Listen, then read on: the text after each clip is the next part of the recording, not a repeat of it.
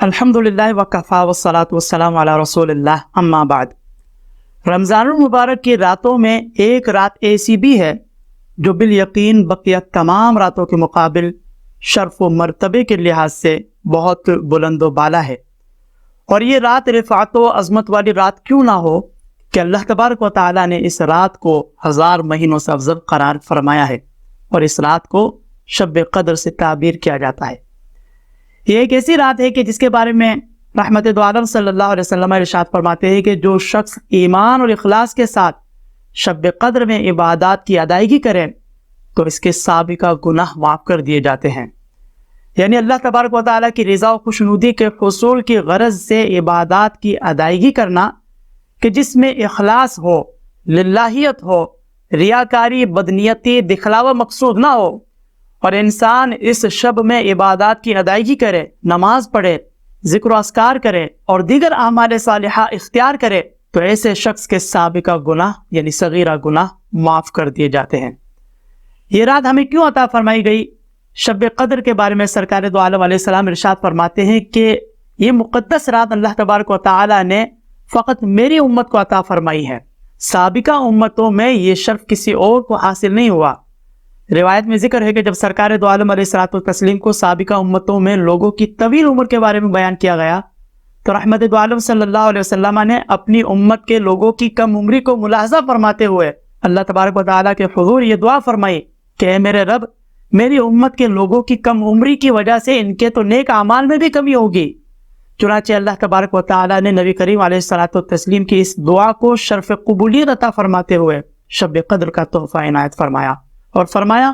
اِنَّا أَنزَلْنَاهُ فِي لَيْلَةِ الْقَدْرِ وَمَا أَدْرَاكَ مَا لَيْلَةُ الْقَدْرِ لَيْلَةُ الْقَدْرِ خَيْرٌ مِّنْ أَلْفِ شَهْرٍ،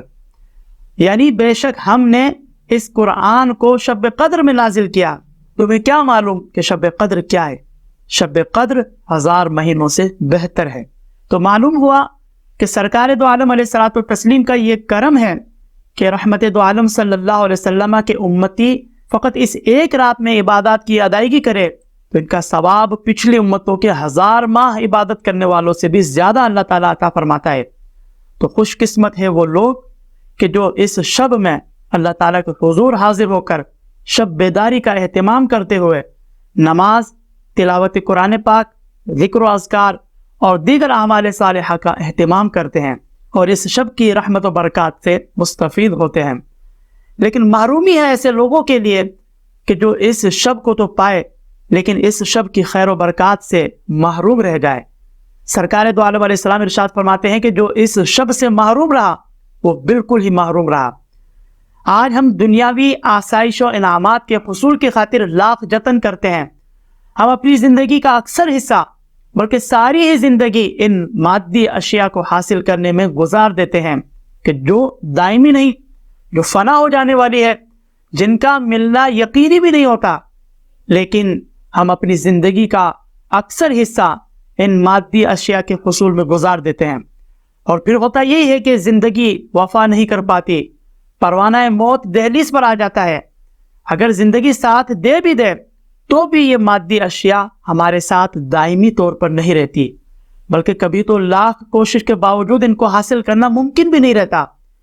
تو دنیاوی جن نعمتوں کا ملنا یقینی نہیں، دائمی نہیں، ہم ان کو حاصل کرنے کی غرض سے اپنی ساری زندگی لگا دیتے ہیں، لیکن ان کے برعکس جن انعامات کا وعدہ اللہ تعالیٰ نے فرمایا ہے، جن کی خبر سرکار دو عالم علیہ الصلوۃ والتسلیم نے ہمیں عطا فرمائی ہے، ان میں کسی قسم کے تردد و تشکک کی، شک و شبے کی کوئی گنجائش نہیں۔ لیکن آج ہم ان انعامات کو پانے کے سلسلے میں کوئی خاص اہتمام نہیں کرتے، ہم شب قدر جیسی عظیم نعمت کو بھی غفلت میں گزار دیتے ہیں۔ ہمارے لیے اس سے بڑھ کر کیا محرومی ہو سکتی ہے؟ اللہ تعالیٰ کی بارگاہ میں دعا ہے کہ اللہ تعالیٰ ہم سب کو اس شب کی رحمت و برکات کی محرومی سے بچائے اور ہمیں ان انعام یافتہ لوگوں میں شامل فرمائے کہ جن کا ذکر سرکار دو عالم علیہ الصلوۃ والتسلیم نے بیان فرمایا ہے۔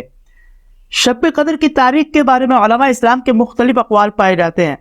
بعض علماء فرماتے ہیں کہ یہ کسی بھی سال، کسی بھی مہینے، کسی بھی تاریخ میں آتی ہے۔ بعض فرماتے ہیں کہ شب قدر ہر سال رمضان المبارک میں آتی ہے لیکن تاریخ مقرر نہیں۔ بعض علماء فرماتے ہیں کہ رمضان المبارک کی آخری عشرے میں آتی ہے۔ بعض علماء فرماتے ہیں کہ رمضان المبارک کے آخری عشرے کی طاق راتوں میں، یعنی 21، 23، 25، 27، 29، ان راتوں میں کوئی ایک رات ہوتی ہے۔ لیکن اکثر علماء اسلام کے نزدیک رمضان المبارک کی 27ویں رات یہ شب قدر ہوتی ہے۔ تو اگرچہ اس کی تاریخ میں علماء اسلام کے مختلف اقوال ہیں، لیکن چونکہ اکثر علماء اسلام نے رمضان المبارک کی 27ویں شب کو لیلۃ القدر سے تعبیر فرمایا ہے، لہذا بہتر یہی ہے کہ انسان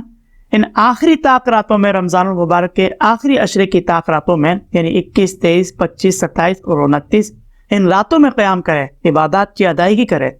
لیکن اگر کوئی فقط 27ویں رمضان کو شب بیداری کا اہتمام کرتے ہوئے اللہ تعالیٰ کے حضور حاضر ہوتا ہے،